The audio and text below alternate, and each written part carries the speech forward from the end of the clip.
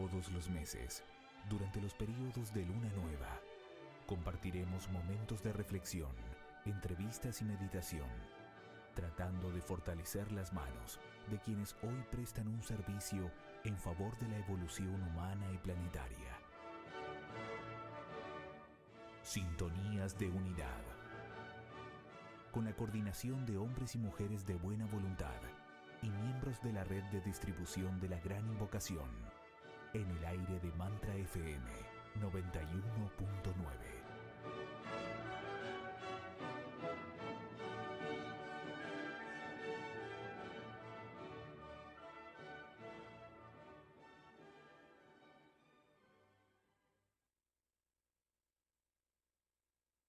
Un nuevo aquí y ahora se presenta ante nosotros. Estás en la frecuencia de Sintonías de Unidad, un espacio dedicado a la energía de la buena voluntad. Nos unimos para compartir cómo el proyecto jerárquico es llevado a cabo por los seres humanos. Reconoceremos que el arquetipo de amor se realiza en todos a través del servicio, en cualquiera de los campos de la vida social humana. Actualmente, el planeta atraviesa una profunda crisis de transformación y la humanidad.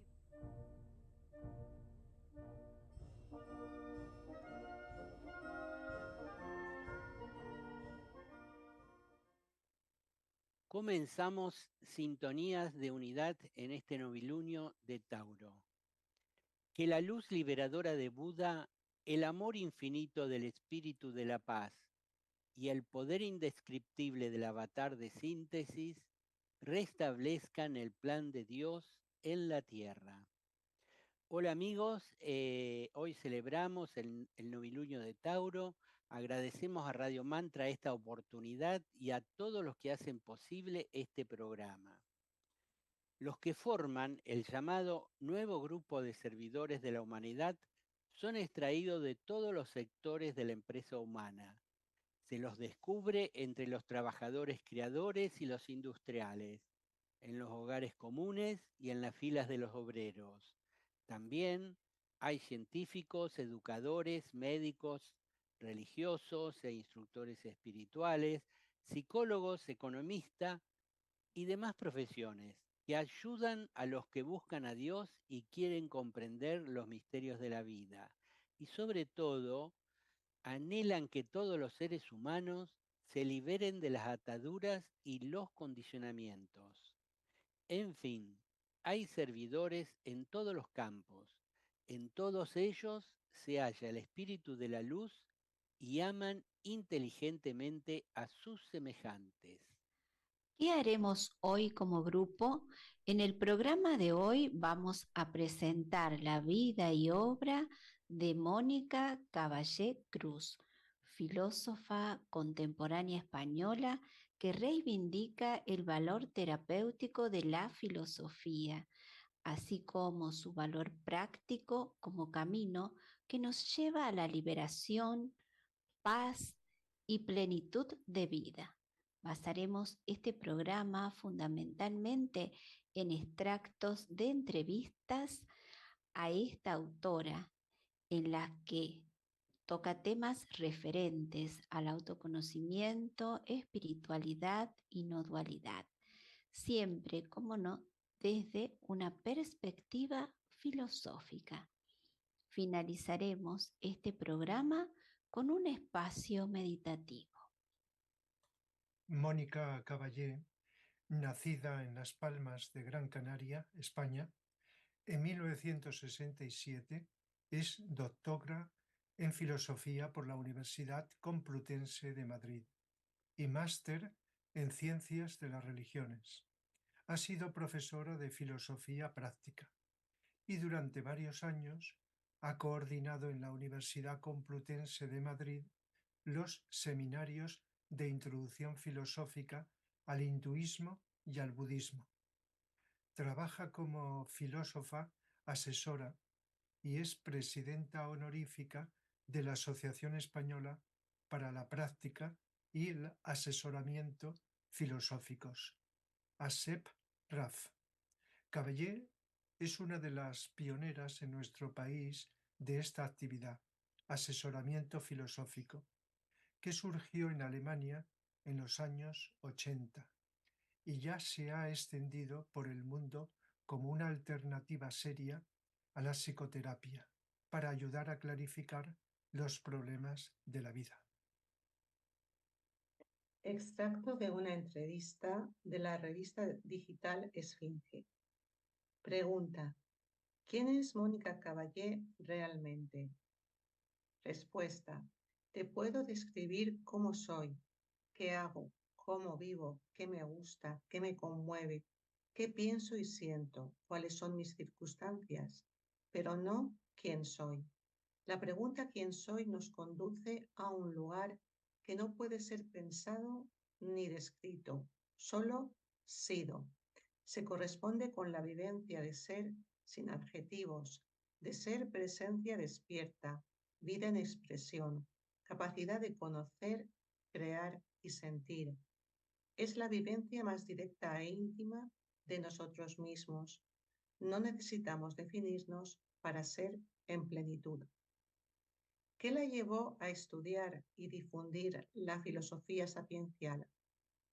Siempre he sentido una profunda inquietud filosófica y espiritual.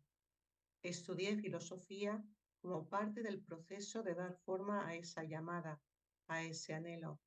Me interesó la vertiente sapiencial porque experimenté de forma nítida que las respuestas a las grandes preguntas no se alcanzan en el plano del pensamiento, sino que equivalen siempre a ciertas experiencias, a ciertos estados de ser.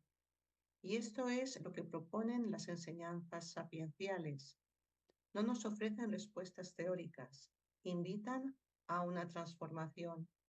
Para estas filosofías, el discurso intelectual no tiene un valor autónomo. Vale en la medida que posibilita que experimentemos la verdad viva de una enseñanza. ¿Qué me llevó a difundirla?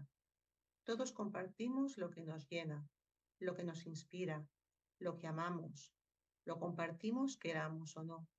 Como afirma el Evangelio, de la abundancia del corazón habla la boca.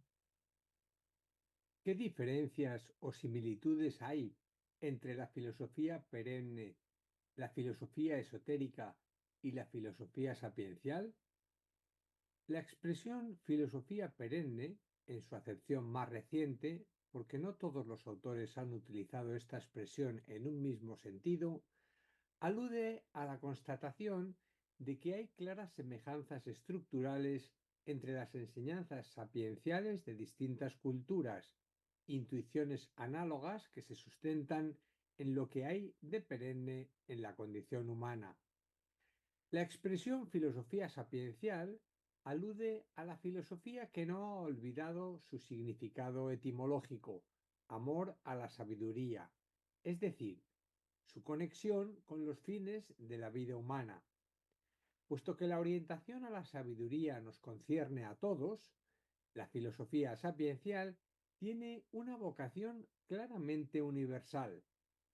La expresión filosofía esotérica alude a las doctrinas filosóficas y o religiosas que sólo se transmiten a un grupo de iniciados. Abarca manifestaciones muy dispares, enseñanzas sapienciales genuinas y otras que no lo son. Más allá de nuestro ego o yo superficial, ¿existe realmente en nuestro interior una fuente íntima de asesoramiento o de criterio de verdad? Todos encontramos en nosotros el sentido de la verdad, de la belleza y del bien, por más que en ocasiones vivamos a espaldas de él. Aludo a ese sentir profundo que nos habla a través de un sentimiento de falsa paz cuando no vivimos de forma congruente, que nos hace reconocer que ciertas palabras tienen autoridad, que nos impele a rechazar la destrucción de algo valioso, a corregir la injusticia, a conmovernos ante ella. Este fondo insobornable, este sentir profundo, pues surge de un lugar más profundo que el plano de nuestros deseos superficiales, de nuestras opiniones personales, de los códigos sociales asumidos, es nuestra verdadera guía. ¿Qué es? ¿De dónde viene ese misterioso espacio interior que es fuente última de creatividad y libertad? ¿Cuál es su naturaleza? Y Mónica responde, cuando nos situamos en nuestro verdadero eje de gravedad, estamos despiertos y presentes en nuestras respuestas. Estas últimas no son ciegas, automáticas o reactivas. Se abre un paréntesis entre el estímulo y nuestra respuesta y tenemos la capacidad de ofrecer una respuesta originaria y propia. Este eje de gravedad es nuestro centro ontológico, una instancia más originaria que el plano en el que se desenvuelve el pensamiento condicionado y los impulsos asociados. Este centro, en efecto, es fuente de creatividad y de libertad. ¿Cuál es su naturaleza? Aristóteles decía enigmáticamente que el nous, el espíritu, es algo divino en el ser humano, aludiendo al hecho misterioso de que, en medio de esta realidad condicionada, tengamos la vivencia de un principio completamente incondicionado. Otra pregunta, ¿y en qué medida la filosofía es o lleva a la espiritualidad? La espiritualidad no es propiedad de las religiones oficiales. Es la dimensión profunda de la realidad y del ser humano. La filosofía sapiencial es una actividad espiritual en la medida en que tiene como sujeto y como objeto esa dimensión de lo real, en que nos orienta al conocimiento del ser, en que nos abre al reconocimiento vivencial de lo que en nosotros trasciende el nivel estrictamente psicofísico. Esta dimensión, como decíamos antes, constituye nuestro centro de gravedad y si bien tiene una vertiente individual, nos trasciende como meros individuos y tiene también una vertiente cósmica. Ahí se establece la conciencia de unidad con todo lo que existe. Libros de Mónica Caballé. La sabiduría de la no dualidad. Una reflexión comparada entre Nisargadatta y Heidegger. Prólogo de Raymond Panikkar. Este libro viene a llenar un vacío en la bibliografía contemporánea.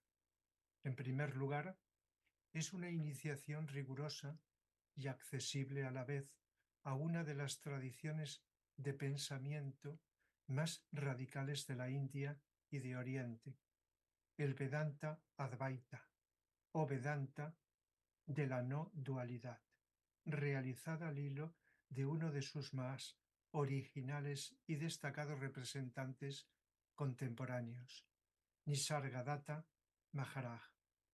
En segundo lugar, es también una introducción a quien quizá sea el filósofo occidental más relevante del siglo XX, Martin Heidegger, efectuada desde una perspectiva novedosa que revela la intuición advaita como una clave interpretativa de su pensamiento. En tercer lugar, es una reflexión comparativa entre ambos pensadores, que pone de manifiesto cómo la experiencia del carácter no dual del fondo último del yo y de toda realidad es la percepción del ser, que está en el origen de las más profundas tradiciones de pensamiento. La experiencia de esta región de todas las regiones es una frase de Heidegger que en palabras de Meta está por encima de la oposición este-oeste, más allá del choque de religiones y del conflicto de civilizaciones. Este trabajo busca mostrar cómo esta intuición presente en los orígenes de nuestra civilización occidental y posteriormente relegada puede iluminar el actual punto muerto de la filosofía occidental y contribuir a poner las bases del inaplazable diálogo intercultural. Un libro que se dirige por igual a los estudiosos y a quienes buscan una guía en el empeño último de la sabiduría perenne, el conocimiento de sí mismo. Otro libro es La sabiduría recobrada, filosofía como terapia.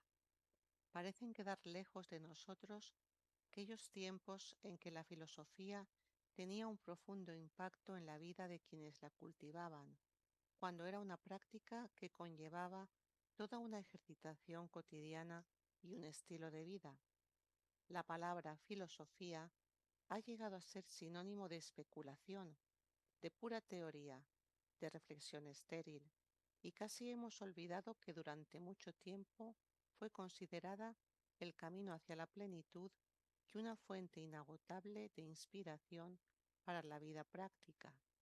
Esta convicción de que sabiduría y vida son indisociables hacía de la filosofía el saber terapéutico por excelencia.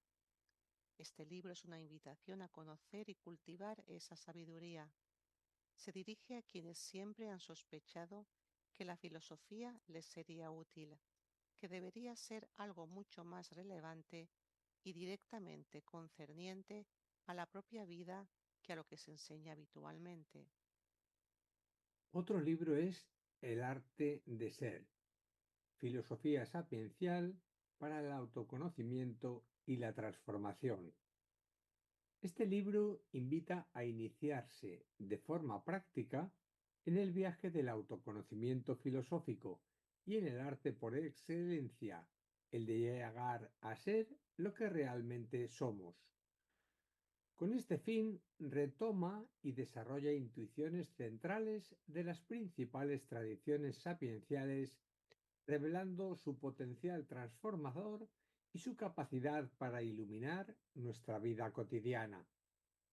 Es urgente actualizar esas enseñanzas eternas, pues ¿de qué nos sirven los conocimientos especializados y el logro de todo aquello que nuestra sociedad considera símbolos de realización y de éxito si carecemos de paz interior, si desconocemos cuál es el sentido de nuestra existencia y qué anhela lo mejor de nosotros si vivimos fustigados por nuestros propios pensamientos, si nos vemos arrastrados por emociones e impulsos que nos conducen a donde no queremos ir, si no sabemos amar, si nos acosan sentimientos crónicos de falta de significado, aislamiento, ansiedad o soledad, si no sabemos aquietarnos y hallar contento, sustento e inspiración en esa quietud, si no somos nuestro mejor amigo, si tememos vivir y tememos morir, si hemos alcanzado una satisfacción mediocre pero carente de plenitud real.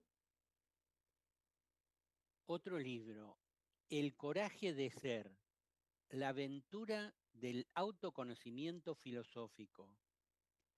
Todos experimentamos momentos de plenitud vinculados a la expresión directa y auténtica de nosotros mismos, momentos de contemplación de la belleza del mundo en que nuestros sentidos se abren como si lo vieran por primera vez, de intimidad y comunión con otro ser humano, de fluidez creativa, de expresión confiada y libre.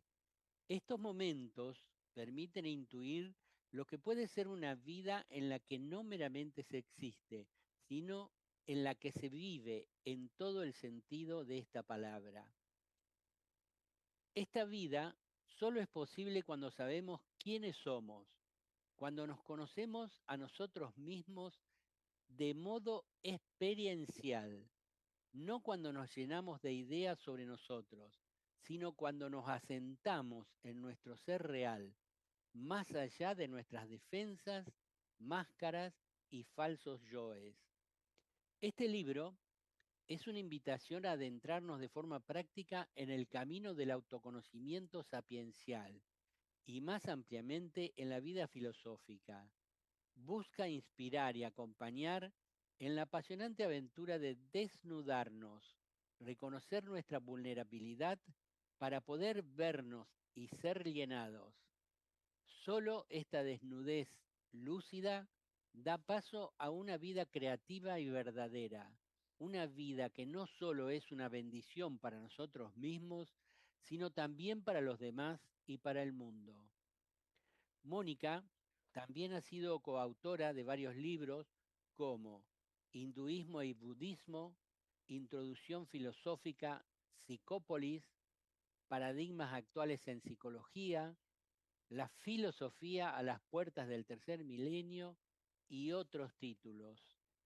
Asimismo, podemos encontrar numerosos vídeos con sus conferencias en diferentes foros, encuentros, entrevistas, etc. Basta con realizar una búsqueda en YouTube con su nombre. Entrevista en las páginas web Yoga en Red. Una vida plena, nos dice la filósofa, solo es posible cuando sabemos quiénes somos y vivimos asentados en nuestro ser real, libres de los falsos yoes y sus idealizaciones, defensas y máscaras. Además de herramientas de la filosofía sapiencial, para transitar el camino del autoconocimiento, Mónica nos ofrece aclaraciones y respuestas que nuestra mentalidad occidental necesitaba.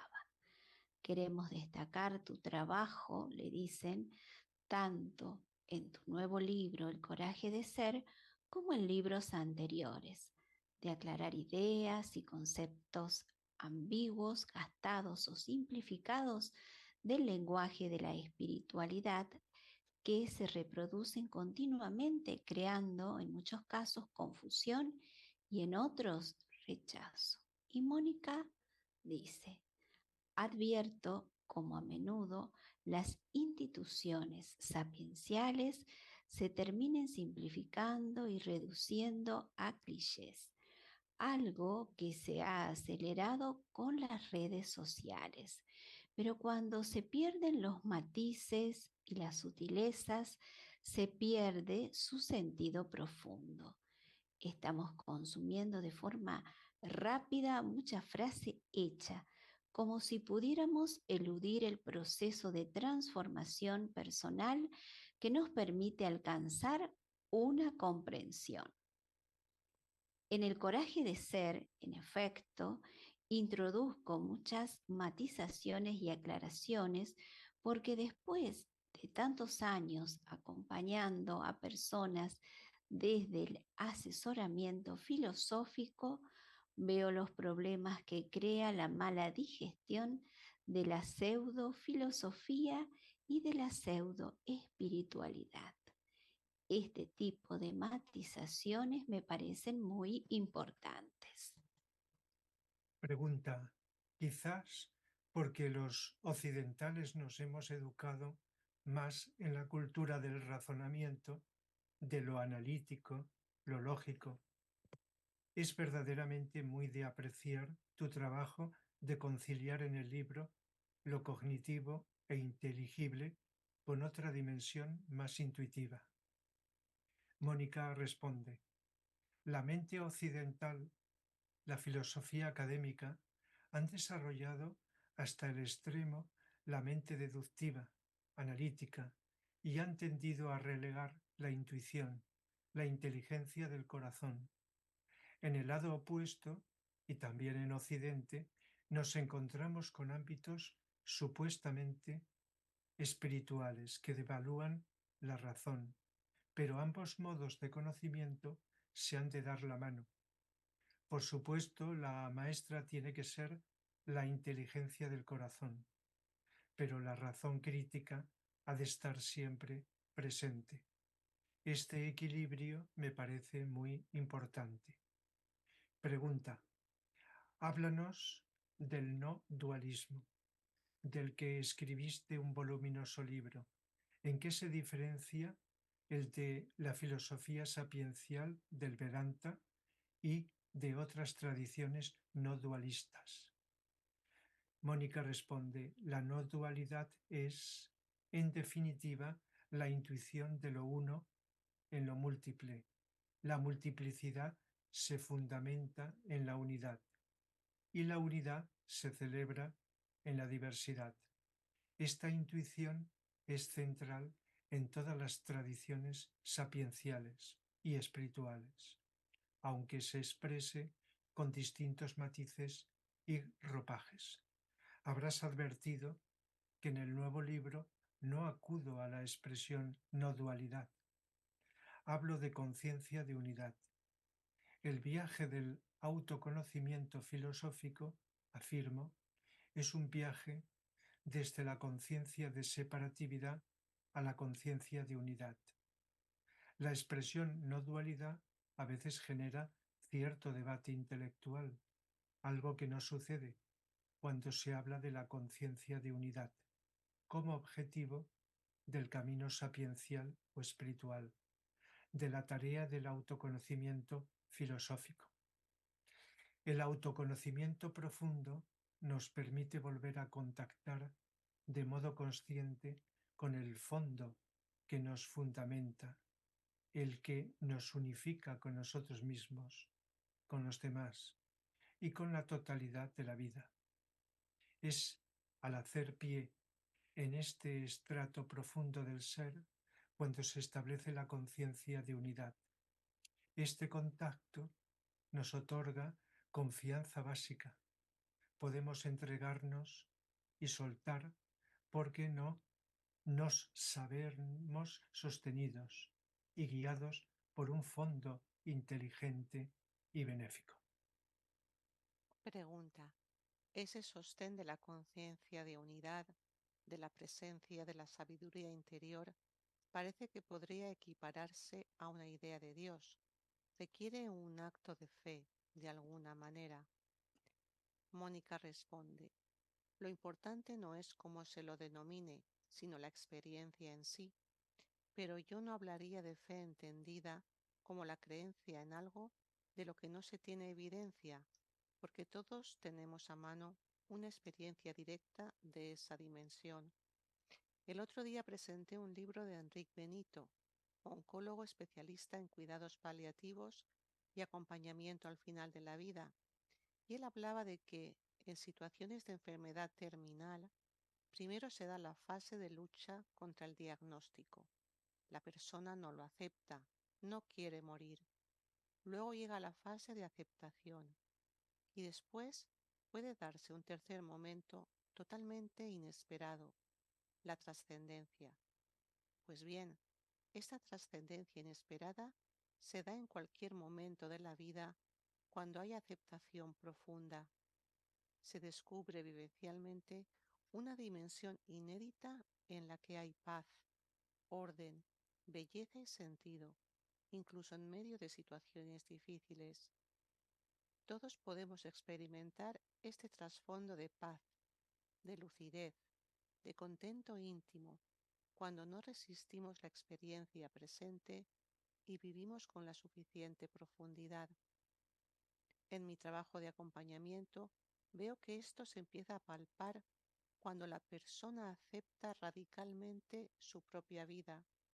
Es muy sorprendente cómo esa aceptación abre a la experiencia de que en el fondo de las cosas todo está bien, a un estrato profundo de nuestro ser en el que experimentamos serenidad, contento, confianza, aunque en el plano psicofísico sigamos sintiendo dolor.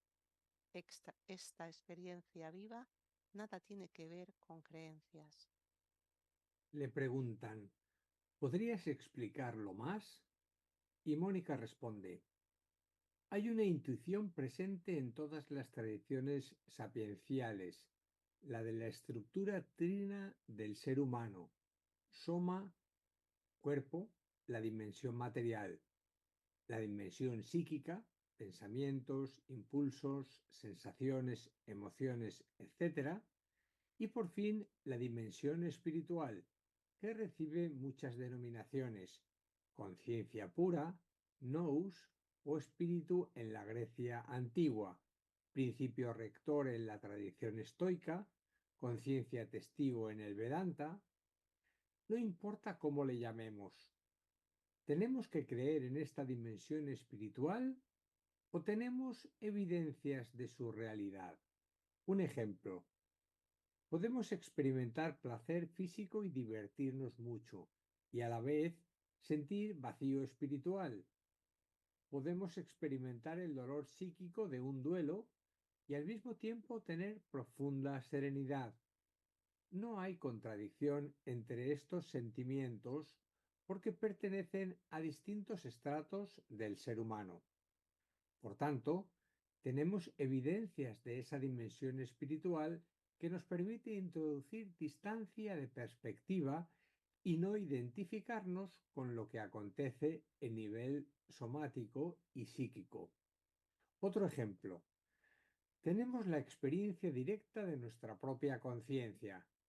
Si llevo una vida inauténtica y mi conciencia no está entumecida, voy a sentir una sensación de inquietud y de malestar. Y al revés, si llevo una vida alineada con mi verdad profunda, voy a sentir paz y contento interior. Esto no evidencia que hay una dimensión profunda y sabia en nosotros que nos habla a través del sentido de la verdad, de la belleza y del bien. Digamos que hay una instancia en nosotros que no es nuestra creación, que no podemos manipular, una sabiduría profunda que nos guía. Tiene un gran alcance reconocer esto. Muchas consecuencias filosóficas, existenciales y espirituales se derivan de ese reconocimiento. Personalmente he palpado siempre esta dimensión profunda, pero fue sobre todo a consecuencia de una vivencia de aceptación radical cuando despertó en toda su fuerza. Le preguntan, en vez de fe, ¿mejor hablar de confianza en la vida? Y Mónica responde, no creo que el camino interior, y muy particularmente el camino del autoconocimiento profundo, se pueda sostener en creencias. Ha de ser un camino sostenido en experiencias y en comprensiones de primera mano. Ha de ser un camino experiencial, que es lo que hace que sea un camino real. El concepto de fe se ha deformado y se ha hecho equivaler al asentimiento a una cierta construcción intelectual, a un credo, a un dogma, pero el sentido profundo de la fe es la confianza básica en el fondo de la realidad, en un poder superior a nuestro pequeño yo, pero que no está separado de nosotros. Otra pregunta. Háblanos del concepto de ilusión, que, como otros, es bastante ambiguo en función de escuelas y tradiciones espirituales. ¿Todo lo que vemos es ilusorio? ¿Qué es la ilusión y qué la realidad? Y Mónica dice, supongo que tienes en mente el concepto de Maya del hinduismo. Cuando no vemos la realidad fenoménica a la luz de su verdadero fundamento, cuando no vemos que el mundo visible está sostenido en el ser, vemos mal. A esta visión limitada los hindúes denominan Maya. Ocurre como cuando el yo se concibe como algo completamente separado o aislado. Esta percepción es ilusoria, pero no porque el yo individual sea ilusorio, sino porque mi realidad individual está fundamentada en una realidad profunda que no estoy percibiendo. Lo que es ilusorio es mi supuesto aislamiento y separatividad. Cuando las realidades particulares se ven sostenidas en ese ser que nos está dando vida, que anima la mente y el cuerpo y que es la verdadera fuente y la trama de lo real, el mundo ya no es maya, sino expresión y evidencia de la realidad. Cuidado con caer en un dualismo simplificador, el mundo ilusorio por una parte y la realidad por otra. No, todo es uno y todo es real cuando se ve a la luz de su verdad íntima. Hay otro esfuerzo muy notable en tu libro, le dicen, que es por aclarar de modo comprensible cómo se integran conceptos aparentemente duales. Y Mónica responde, la mente lógica, la mente conceptual, funciona con dualidades, opera con conceptos contrapuestos. Los niveles profundos de conocimiento son paradójicos. Por eso, hablar de estos temas con el lenguaje habitual, que es dualista, a veces genera confusión. De nuevo, hace falta que se introduzca la inteligencia del corazón, la que capta la paradoja. Hay personas muy sencillas, pero con una inteligencia del corazón muy despierta, que entienden verdades profundas que los intelectuales nunca llegan a entender. Y es así porque ahí está operando otro tipo de inteligencia, otra luz. Pregunta. Has integrado brillantemente conceptos duales, razón con intuición, separación con unidad, lo individual y lo social, y los distintos niveles de realidad. Yo te preguntaría, ¿cuáles son las dualidades que más nos perjudican? Respuestas. Hay tantas.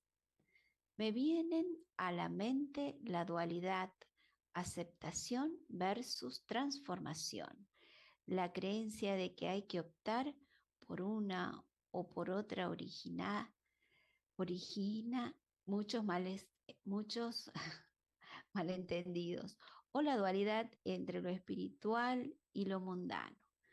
No hay un terreno de lo espiritual. Todo es espiritual cuando se vive desde la profundidad de la que hemos hablado antes, o la dualidad entre transformación individual y transformación social, que no tiene ninguna base. Si estás en contacto con tu sentido interno de la verdad, del bien, de la justicia, esto impregnará e iluminará todas tus acciones. Pregunta. A mí me chirría un poco que se hable casi siempre del sufrimiento como algo individual, como si no hubiera personas satisfechas con su existencia, pero que no pueden ser ajenas al sufrimiento que genera una guerra o un genocidio. Mónica responde, la pseudoespiritualidad ensimismada, narcisista, tan extendida hoy en día, me parece descaminada. Como he repetido, desde la conciencia de unidad, no puedes percibir lo que le pasa al otro como algo ajeno a ti. Una concepción autocentrada de la espiritualidad está necesariamente mal enfocada, como también está mal enfocada el altruismo compulsivo, en que no me he responsabilizado de mi propio sufrimiento y solo lo veo y lo quiero resolver fuera de mí. El autoconocimiento filosófico me invita a responsabilizarme plenamente de mí y a la vez me saca de mi falso aislamiento, me permite reconocer mi hermandad esencial con los demás seres humanos. Este es el cimiento de la paz social. Pregunta. Quiero reiterar ese gran valor del coraje de ser, tu continuo esfuerzo por buscar respuestas y despejar dudas y reticencias sobre ideas que en principio no nos encajan. A mí hay intuiciones que me cuesta más entender desde la realidad cotidiana, mundana, como esa frase de que la realidad nunca se equivoca. Siendo que vivimos montados sobre equivocaciones continuas, ¿cómo confiar en que la vida nunca se equivoca? Mónica responde, la inteligencia del corazón es la única que puede ofrecer respuestas a tu pregunta, porque efectivamente, ¿cómo que todo está bien? Es evidente que hay mal, no se puede negar su existencia. La idea de que, en el fondo de las cosas, y a pesar de los pesares, todo está bien, es una certeza íntima que se deriva de la aceptación profunda de la realidad. Cuando se acepta el dolor con radicalidad, se despierta una alegría profunda sin causa. Cuando se acepta con radicalidad la desorientación, las dudas, la confusión, se accede a un trasfondo de certeza íntima. Lo he visto muchas veces.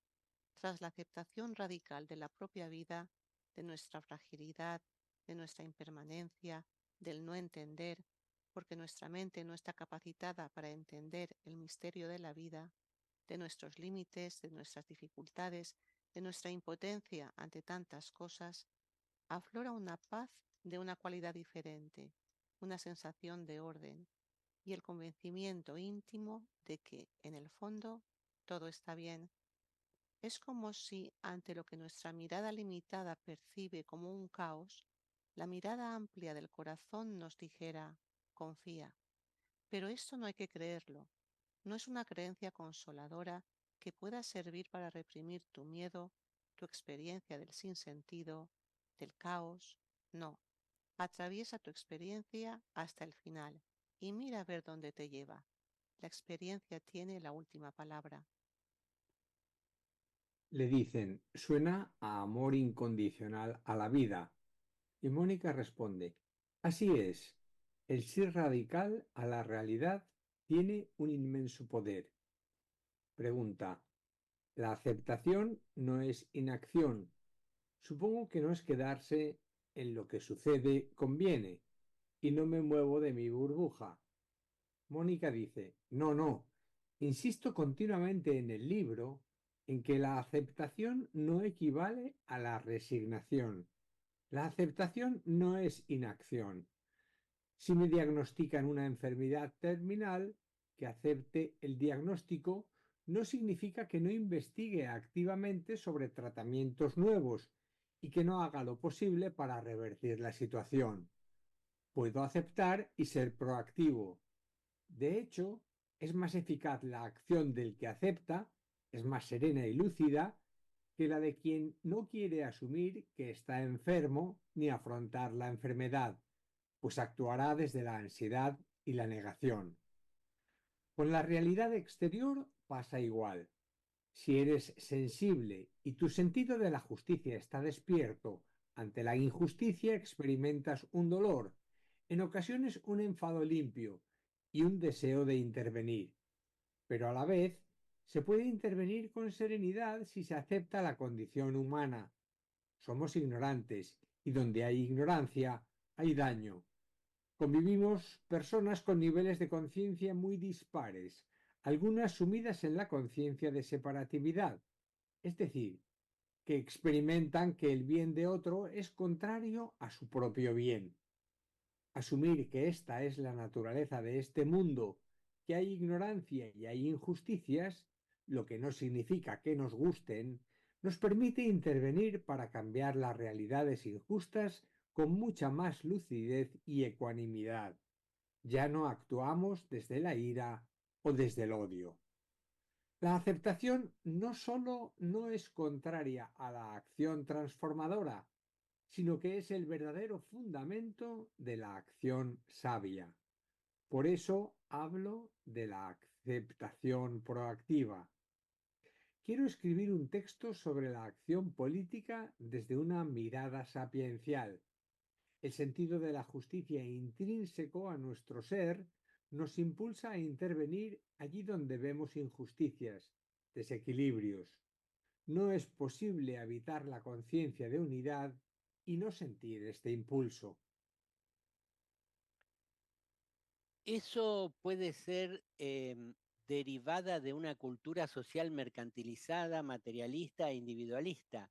Incluso el yoga o el mindfulness se están usando para que cada uno se interiorice en su burbuja y neutralizar el impulso colectivo hacia el cambio de lo que nos parece injusto.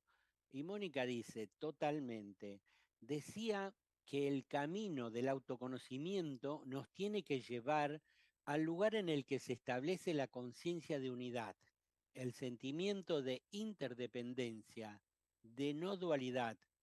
Tu verdadero bien y mi verdadero bien nunca están en conflicto. Cuando te daño, me daño, y cuando te ayudo, me ayudo. Esta intuición ha de fundamentar la vida pública. Por eso no se puede separar el camino espiritual de la acción social y política. Bueno, hasta aquí lo que queríamos compartir con ustedes. Ahora podemos hacer unas frases breves de nosotros mismos, porque no hay tiempo, por eso digo que son breves. A mí esta filósofa me sorprende porque yo tenía una idea de la filosofía y de los filósofos que eran muy intelectuales, que se iban por el pensamiento abstracto y decían cosas que nadie los entendía. En cambio, esta mujer plantea cosas muy prácticas y hace la síntesis, ¿no? Con filosofías orientales, con el Vedanta Advaita de la no dualidad, e incluso le da un sentido práctico a todo lo que se está diciendo de distintos ámbitos. Es realmente una presencia bienhechora, no la conocía tan de cerca, sí sabía de su existencia, y podría decir que es un discípulo, como decimos nosotros en el esoterismo, un discípulo de algún maestro, el maestro del tercer rayo de la filosofía. ¿Qué les parece a ustedes, queridos compañeros? Breve, Sí, hay poco tiempo, ¿verdad? sí.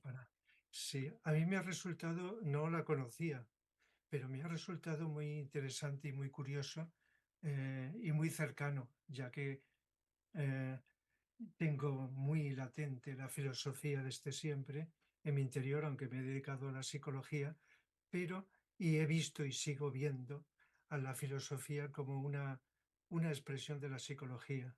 Cuando vivimos la psicología con profundidad, entonces ahí está incluido la mente con los conceptos, con el razonamiento, con la intuición, con todo. Y cualquier filosofía de la vida depende el que la aceptemos, que la comprendamos o no, de nuestro estado de conciencia. Es decir, psicología. Psicología como la filosofía tiene una serie de carencias. Una es que aquí en Occidente, en general, a nivel oficial, se ha ceñido solo a lo occidental, olvidando lo oriental, aunque poco a poco esto se va subsanando. Y luego también hay otro fallo, bueno, otra deficiencia muy grande, y es estudiar la filosofía, incluso enseñarla, solo de un nivel a un nivel intelectual, a base de memoria, de poder aprender de memoria las cosas que los filósofos han dicho, sin tener una vivencia, una experiencia que simplifico en el desarrollo psicológico de la intuición.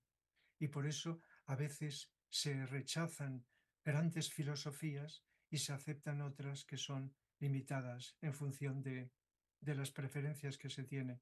Por eso cuando desarrollamos la intuición penetramos en lo que filósofos antiguos y cercanos de Oriente y de Occidente nos han querido decir. Por lo tanto, es interesante porque Mónica ha insistido en la experiencia, en vivir esa intuición que nos permite ir ahondando, y esto no tiene límites, no hay tope, en la comprensión de la filosofía de la vida, de las infinitas filosofías de la vida. Por lo tanto, es interesantísimo esta visión. Yo también reconozco que no conocía a Mónica Caballé, pero me parece un aire fresco, es una bocanada de aire fresco realmente que es muy grato porque de alguna manera nos está explicando que no nos quedemos en lo discursivo, que la vida es la experiencia de lo profundo y me congratula muchísimo esa expresión que ella utiliza en muchas ocasiones de la inteligencia del corazón. Realmente yo creo que llega a la esencia de la vida y manifiesta una confianza vital tremenda que yo creo que es fruto de su propia vivencia, nos está escribiendo desde el corazón. Y eso para mí es muy importante, llega muy fácil, me recuerda a Consuelo Martín en algunas cosas, me recuerda a Antonio Blay en otras cosas, en fin, me alegro muchísimo de verdad que hayáis traído hoy aquí a Mónica, que la hayamos podido, que nos hayamos podido acercarnos a ella y seguro que tendremos ocasión en el futuro de comprar sus libros y de profundizar en lo que nos está explicando. Muchas gracias. Bueno, pues simplemente añadir que como la realidad última es la misma para todos en todas las culturas y civilizaciones, eso es lo que nos recuerda Mónica y nos ofrece el camino de la filosofía para llegar a esta realidad última. Y bueno, y ahí encuentro un gran valor, así que la recomiendo. A mí me encantan sus libros y su forma de expresarse. Y bueno, gracias por haberla compartido hoy. Sí, Carmen, sus explicaciones son muy claras y profundas cuando habla de la inteligencia del corazón, la conciencia de unidad, que es la felicidad. Es decir, vale la pena la investigación de, de su obra. Bueno, vamos al espacio meditativo y vamos a decir solo los dos mantras, Jesús. Perfecto. Pues, en esta actitud meditativa, desde esta inteligencia del corazón que nos rige, decimos de manera muy sentida que el poder de la vida una afluya a través del grupo de todos los verdaderos servidores, que el amor del alma una caracterice la vida de todos los que tratamos de ayudar a los grandes seres, que cumplamos nuestra parte en el trabajo uno, mediante el olvido de nosotros mismos, la inofensividad y la correcta palabra.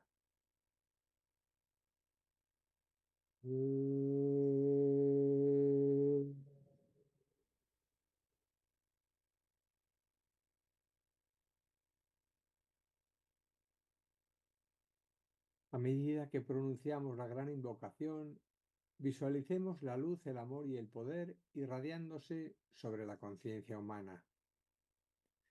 Desde el punto de luz en la mente de Dios, que afluya luz a las mentes de los hombres, que la luz descienda a la tierra. Desde el punto de amor en el corazón de Dios, que afluya amor a los corazones de los hombres, que Cristo retorne a la tierra. Desde el centro donde la voluntad de Dios es conocida, que el propósito guíe a las pequeñas voluntades de los hombres, el propósito que los maestros conocen y sirven. Desde el centro que llamamos la raza de los hombres, que se realice el plan de amor y de luz y selle la puerta donde se halla el mal. Que la luz, el amor y el poder restablezcan el plan en la tierra.